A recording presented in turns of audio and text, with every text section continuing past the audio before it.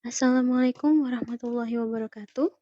Baik, pada kesempatan kali ini kami kelompok 10 dari mata kuliah Psikosofistik yang beranggotakan saya sendiri Elsa Fitri Rahmajania dan rekan saya Rifka Rulina Lestari. Pada kesempatan ini kami akan mempresentasikan materi tentang terapi psikosofistik pendekatan zikir. Baik, langsung saja pada materi yang pertama yakni pengertian zikir. Secara etimologi, zikir berasal dari kata zakara, artinya mengingat, memperhatikan, mengenang, mengambil pelajaran, mengenal atau mengerti dan mengingat. Artinya, bagi orang yang berzikir, berarti mencoba mengisi dan menuangi pikiran dan hatinya dengan kata-kata suci. Dalam kamus tasawuf yang ditulis oleh Solihin dan Rosihin, Anwar menjelaskan zikir merupakan kata yang digunakan untuk menunjuk setiap bentuk pemusatan pikiran kepada Tuhan. Secara terminologi, zikir adalah usaha manusia untuk mendekatkan diri kepada Allah dengan cara mengingat Allah, dengan cara mengingat keagungannya. Zikir menurut tuntutan syariat Islam dan Al-Quran adalah menyebut nama dan mengingat Allah dalam setiap keadaan. Tujuannya adalah untuk menjalin ikatan batin atau kejiwaan antara hamba dengan Sang Pencipta sehingga timbul rasa cinta, hormat, dan jiwa muraqabah atau merasa dekat dan diawasi oleh Allah. Maka dengan zikir, iman seseorang jadi hidup, terjalin rasa kedekatan dengan Allah. Adapun menyebut dan mengucap nama Allah atau ungkapan La ilaha illallah adalah untuk meneguhkan ingatan hamba kepada Allah. Zikir bisa diucapkan keras ataupun diam-diam dalam hati. Akan tetapi, yang terlebih baik menurut kebanyakan pendapat mereka, lisan dan hati seharusnya dipadukan. Yang selanjutnya adalah macam-macam zikir. Yang pertama ada zikir lisani atau zikir lidah. Menyebut nama Allah dengan lidah, bunyinya berupa kalimat subhanallah, alhamdulillah, solawat, dan istighfar, asmaul husna. Zikir ini poin pahalanya paling rendah dibandingkan dengan macam zikir yang lainnya. Dan zikir ini ada yang menyebutnya zikir syariat. Yang kedua, ada zikir kolbi atau zikir hati. Menyebut nama Allah dengan hati kalimat tasbih, tahlil, takbir, tahmid, takdis, hauqolah, tarji, istighfar. Zikir ini pahalanya bisa mencapai 70 kali lipat atau lebih dibandingkan dengan zikir lisan. Karena zikir kolbi tidak diketahui orang lain sehingga keikhlasan dapat lebih terjaga. Lalu yang ketiga ada zikir akli atau pikiran. Pemikiran makna, arti, maksud yang terkandung dalam kalimat-kalimat zikir.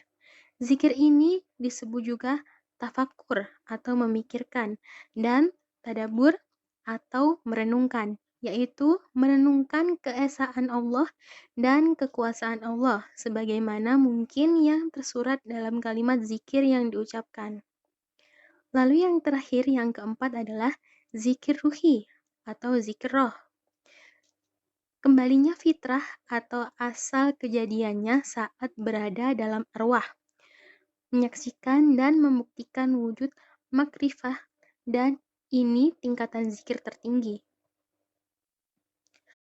Sedangkan pembagian zikir secara garis besar meliputi yang pertama, zikir lisan dan hati, yakni dengan mengucap kalimat-kalimat zikir dan merenungkan serta mengingat Allah dengan hati.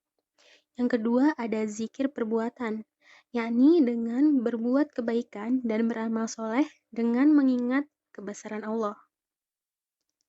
Lalu yang selanjutnya adalah jenis zikir. Beberapa para ahli memberikan penjelasan tentang bentuk-bentuk zikir yang diterapkan dalam kehidupan tasawuf. Para ahli tersebut diantaranya Sukamto dalam Afif Ansori membagi zikir ke dalam 4 jenis, yaitu sebagai berikut. Yang pertama ada zikir membangkitkan daya ingat, yang kedua ada zikir kepada hukum ilahi, yang ketiga ada zikir-zikir mengambil pelajaran atau peringatan, lalu yang terakhir, yang keempat ada zikir meneliti proses alam. Baik, untuk yang selanjutnya akan dijelaskan oleh rekan saya, yakni Rifka Rulina Lestari. Selanjutnya yaitu tujuan zikir. Nah, tujuan zikir ini antara lain yaitu akan membuahkan ketenangan batin, kemantapan jiwa, dan dapat memberi semangat untuk selalu berkarya. Amal saleh menimbulkan ketenangan, kemantapan, dan semangat. Tujuan tersebut ini sebagaimana disebutkan dalam firman Allah pada surat Al-A'raf ayat 28 yang artinya yaitu orang-orang yang beriman dan hati mereka menjadi tentram dengan mengingat Allah. Ingatlah, hanya dengan mengingat nama Allah lah hati menjadi tentram. Nah, sedangkan menurut Muhammad Zain Abdullah, zikir ini bertujuan untuk mendekatkan diri kepada Allah agar selalu mengingatnya dan untuk memperoleh keridhoannya. Selanjutnya yaitu manfaat dari zikir. Yang pertama yaitu manfaatnya adalah zikir merupakan ketetapan dan syarat kewalian, yang artinya siapa yang senantiasa berzikir kepada Allah maka akan bisa mencapai derajat kekasih Tuhan. Yang kedua yaitu zikir merupakan kunci ibadah-ibadah yang lain. Selanjutnya yaitu zikir akan membuat hijat dan menciptakan keikhlasan hati yang sempurna. Yang keempat, zikir akan menurunkan rahmat. Yang kelima yaitu menghilangkan kesusahan hati, meluangkan hati, memutuskan kehendak setan, dan yang terakhir yaitu zikir untuk menolak bencana. Zikir ini juga mempunyai beberapa pengaruh yaitu gangguan kecemasan. Metode terapi alternatif yang dapat membantu penderita untuk melepaskan diri dari gangguan cemas secara lebih efektif dengan dampak yang maksimal. Psikoterapi zikir merupakan salah satu alternatif terapi yang dapat membantu penderita gangguan kecemasan mengakhiri gangguan psikis tersebut.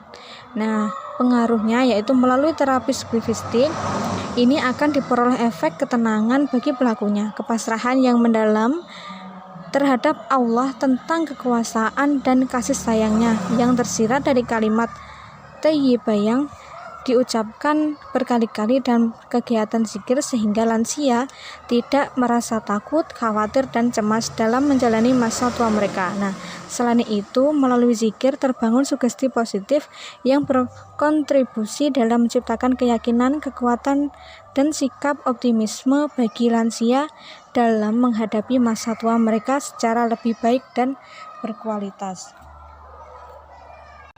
Nah, sekian dari penjelasan dari kelompok kami, kelompok yang terakhir. Bila ada salah kata, mohon maaf yang sebesar-besarnya.